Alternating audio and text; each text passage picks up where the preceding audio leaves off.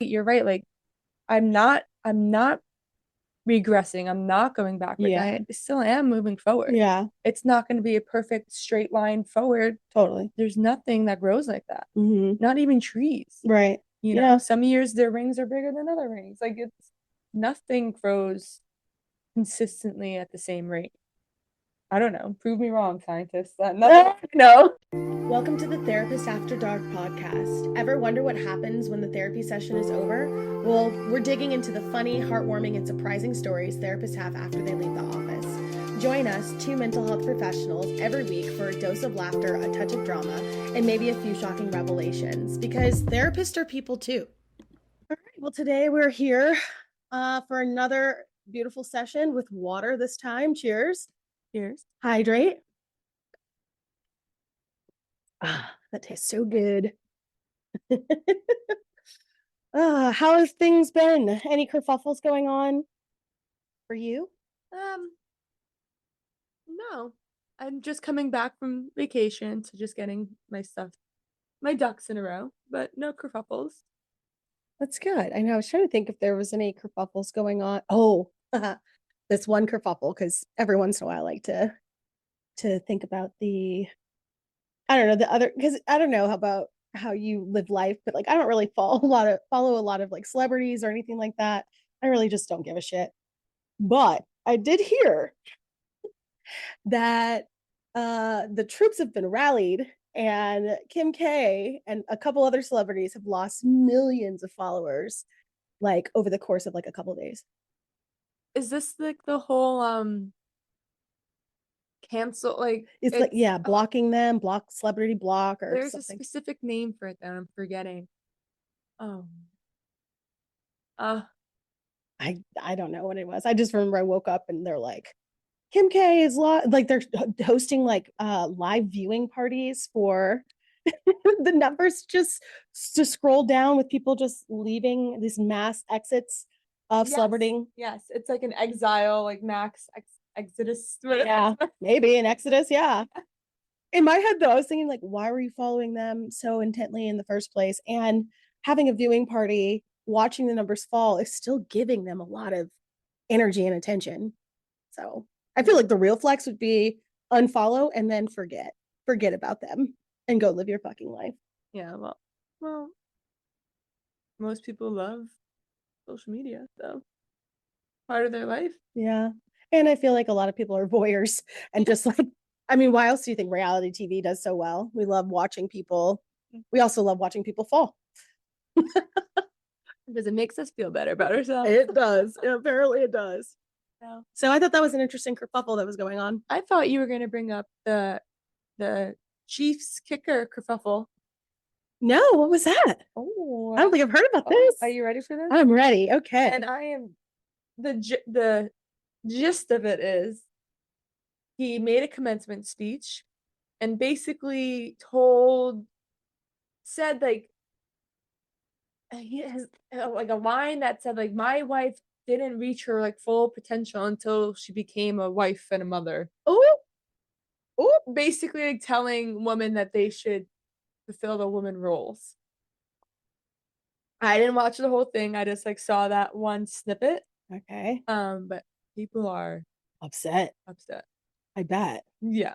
Wow. Mm-hmm. Wow. I mean, if that's what his wife said about herself, it'd be one thing. Right. You know, like that was her claim, her understanding of like her life journey. Like I feel like that'd be one thing, but for him to say that and make that claim for her, in front of a lot of people. To a group of young people who just graduated college. Oh, it was a commencement speech. Yes. Did I miss that part? Oh my Yes. gosh. Yeah.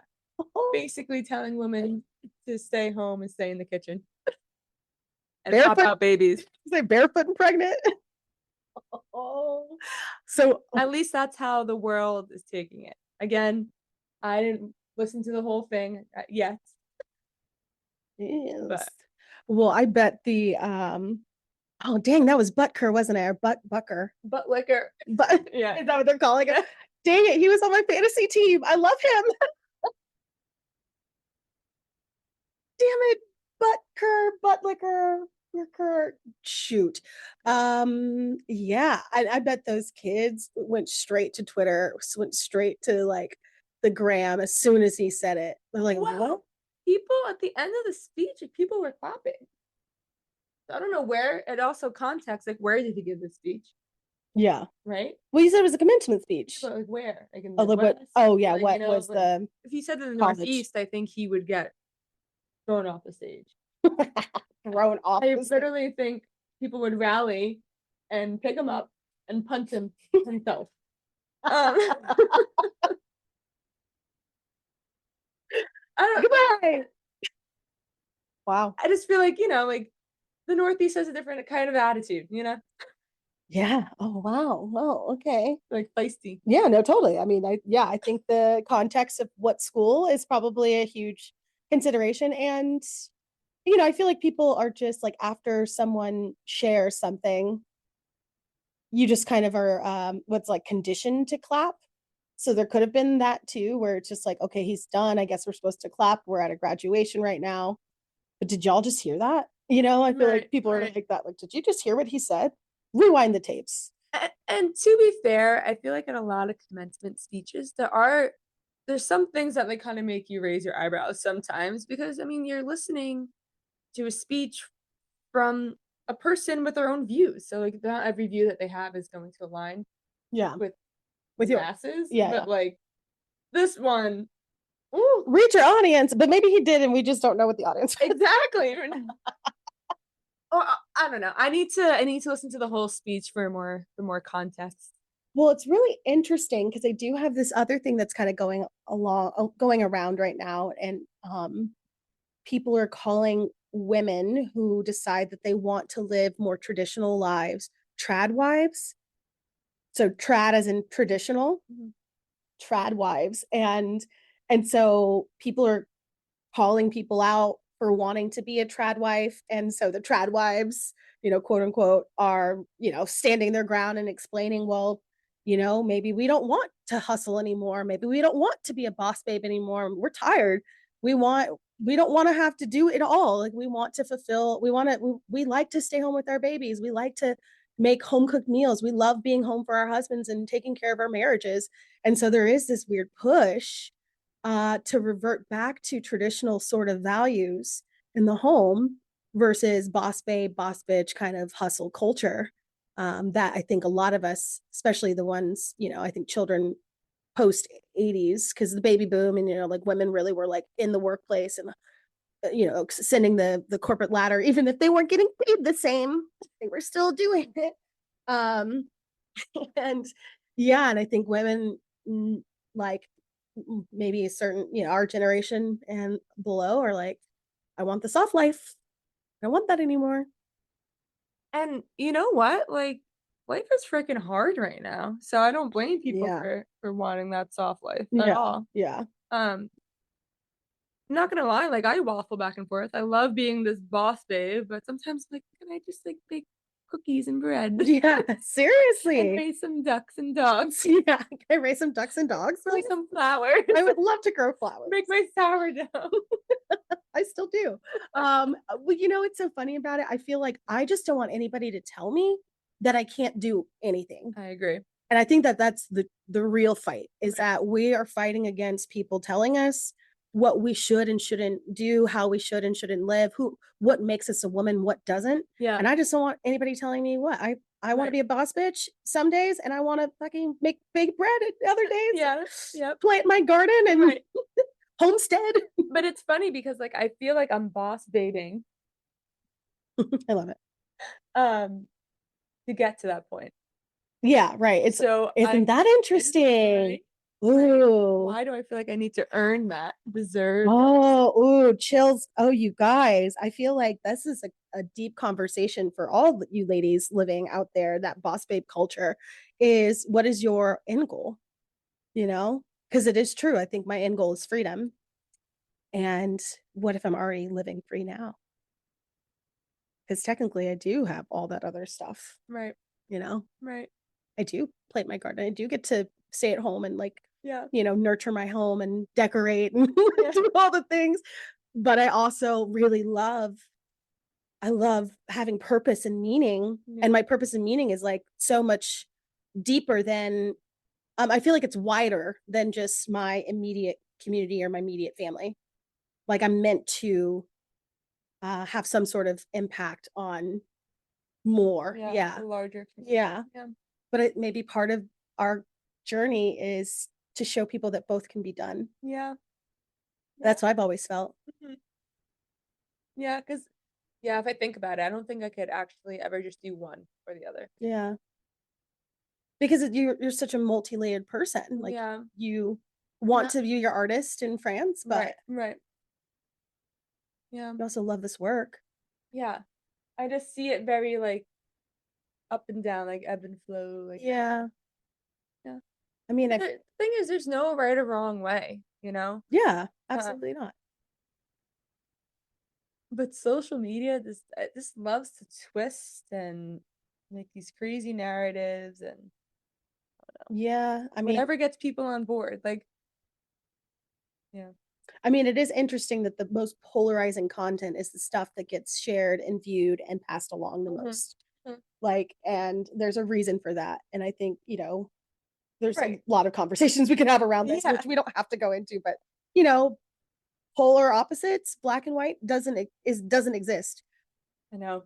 That is and I think I've mentioned this in one of the previous episodes, but the issue of black and white or all or nothing thinking is not only on like people struggle with that on a micro scale, but on the macro scale for sure. Yeah. It's crazy. Like, right, people like us who are in between, oopsies, people like us who are in between who are doing the things that we want to do, who, but also like living a little bit like we're living a hard with a soft life at the same time, you know? Like it's not this one way or the other way. So Hmm.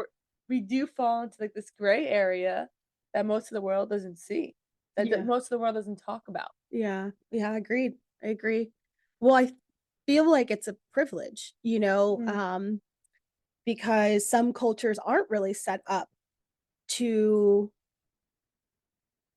experience maybe the in between. Like, I feel like we do have the ability to live, you know, um, powerful, influential lives while still being soft and taken care of and supported. And maybe in other cultures that might not be like a reality for them. Yeah. Whatever that looks like, whether it's like your role is very distinct, and like you're supposed to fulfill this role, whether you as the man or you as a woman, or even in same sex couples, like whoever, whatever that role would look like for them. um but yeah, polarity doesn't exist. I mean, it exists, but it's not. It's a cognitive distortion. Hmm. you know Yeah. it's not the healthiest way of living life. Right. Yeah, anytime I always feel like my anxiety is saying like it's this or that, I have to remind myself it's both. Mhm. And truthfully, yeah, like, I always say, like, anxiety likes to live in the bookends of life, and we Mhm. want to find people who are at on the bookends to validate our experiences, so it makes our anxiety feel less crazy. Mhm. And so, but the bookends of life, they don't exist, Right. They're like made up. Yeah, Yeah. because life isn't linear at Right. all, Mhm. I mean, I guess it is in the sense that you're born and then you die, but Yeah, but it's not this straight path. yeah, It's all over the place. exactly. Up, down, and around. How do you help your clients understand, like, the healing journey, when they get, like, frustrated that they're not moving in a So, linear fashion? a lot of clients always think, "Oh, like, I take 3 steps forward and 2 steps back." Um, or maybe that's not the best example, but, like, I like to use this visual of, like, a chart, like, with growth, with progress, you know, we're always moving forward. We never actually move backwards. We might go down, Yeah. but we're not going backwards. So Mhm, if you look at a chart, like, you're going up. If you mhm, hit a bump in the road, you might slide down a little bit, mhm. but you're gonna continue to keep going up, right? Right. You're never going backwards. Yeah, well, because So time doesn't work that way.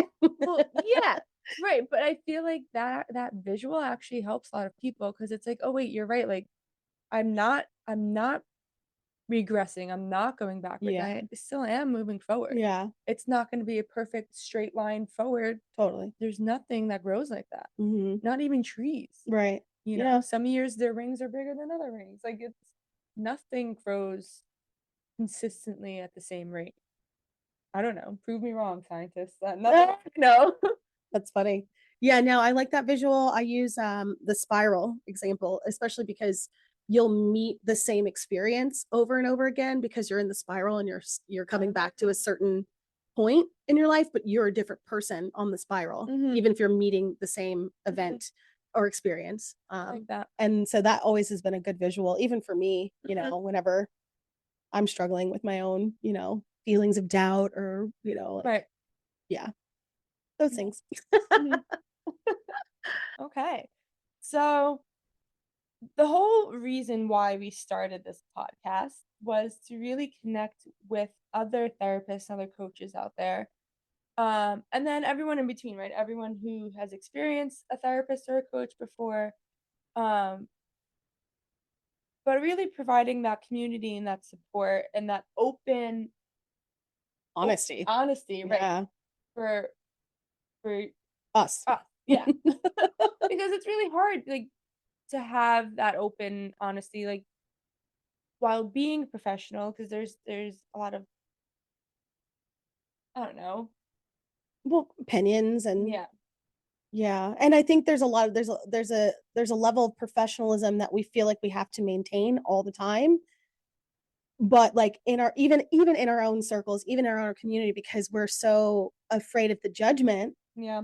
of like, yeah, this is actually how I feel. And if another therapist doesn't agree with us, are they going to report us? Are they going to like see us as wrong or bad? Are they going to say that, you know, we're not a good therapist or, you know, we're not doing our job right? And so there's so much stigma Yeah. around, you know, sharing our honest truth, our honest feedback, um, with even each other. Yes. Yeah. Yeah. But Angela and I met in the sense where that's why we connected so well because we were talking about this.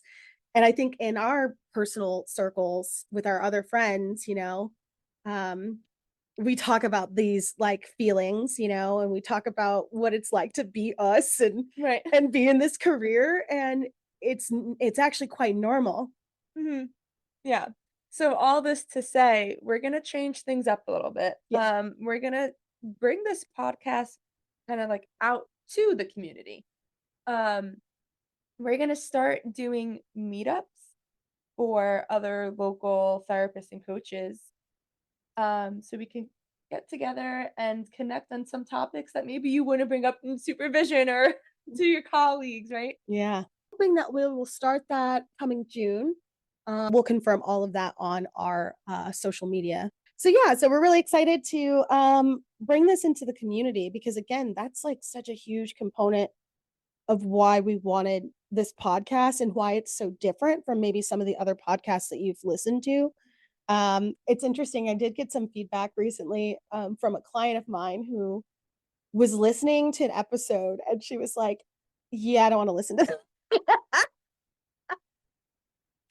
It's like she just, you know, she just like needed her own perception of what our time is together, and that's totally okay as well. If you fall into that camp, I'm assuming you probably aren't listening to this episode. Or if you feel a little something about that, then that's okay. This may not really be for you. Our intention was actually for mental health professionals, but we also knew that clients would get a kick out of it. Be curious. Yeah, be curious and you know, want to know because you know, we're like I said, we all are voyeurs and we want to see the behind the scenes. I don't know. So just keep a lookout for we're gonna start this on our social media. And yeah, we're gonna try and get the first one going for June. Super exciting. All right, you guys, thanks so much. We're so excited and grateful that we've recorded. This is our 11th episode. And obviously we're starting like a whole new season, kind of, you know, implementing a whole new kind of vibe to this thing. So we just want to thank you for listening, for tuning in, for sharing your feedback with us, and for encouraging us to do this. Yeah. Thank you guys so much. So much love. We hope that you enjoyed the peek behind the therapy room curtain. Don't forget to subscribe, rate, and share the podcast. Until next time, remember, life's a journey, even for your therapist. Take care and see you next episode.